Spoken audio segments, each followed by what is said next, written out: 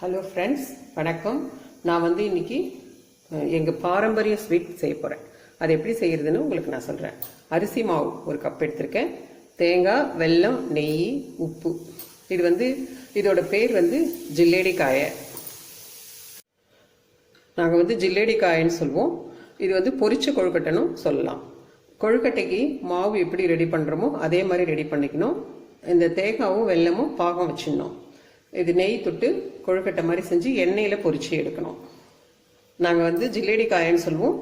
உங்களுக்காக பொரிச்ச கொழுக்கட்டை இது எப்படி செய்யறதுன்னு சொல்லலாம். எங்களுடைய பாரம்பரிய ஸ்வீட் இதுதான். நிறைய டைம் எடுத்திருக்கேன் நான், ஆனால் வீடியோ அப்லோட் பண்ணலை. இந்த டைம் உங்களுக்கு எல்லாம் சொல்லணும், உங்ககிட்ட ஷேர் பண்ணிக்கணுன்றதுக்காகவே நான் இந்த வீடியோ உங்களுக்காக அப்லோட் பண்ணுறேன். இது எப்படி செய்யலான்னு வாங்க வீடியோக்குள்ளே போய் பார்க்கலாம். நான் இப்போது அந்த கொழுக்கட்டைக்கு மாவு ரெடி பண்ண போகிறேன். ஒரு கப் தண்ணி,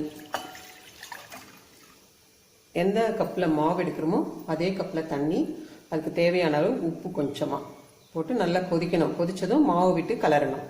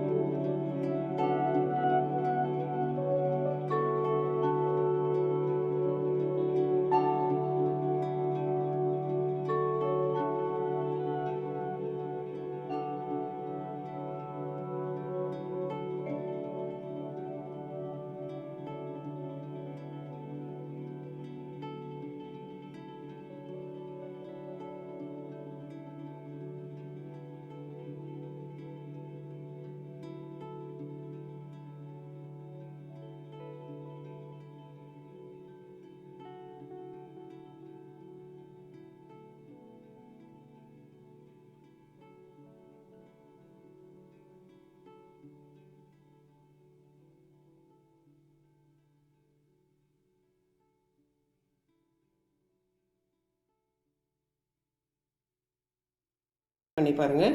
எண்ணெயில் பொரிச்ச கொழுக்கட்டை ரெடி. இது உள்ளே வந்து தேங்காய் பால், அந்த தேங்காய் பூரணம் வச்சுருக்கோம் பாருங்கள். மேலே முறுமுறுன்னு இருக்கும், உள்ள தேங்காய் பூரணம் நல்லா சாஃப்டாக இருக்குது பாருங்கள். நீங்களும் இதே மாதிரி ட்ரை பண்ணி பாருங்கள். ட்ரை பண்ணி பார்த்துட்டு கமெண்ட்ஸில் சொல்லுங்கள். எங்களுடைய பாரம்பரிய ஸ்வீட் ஜில்லேடி காயை ரெடி.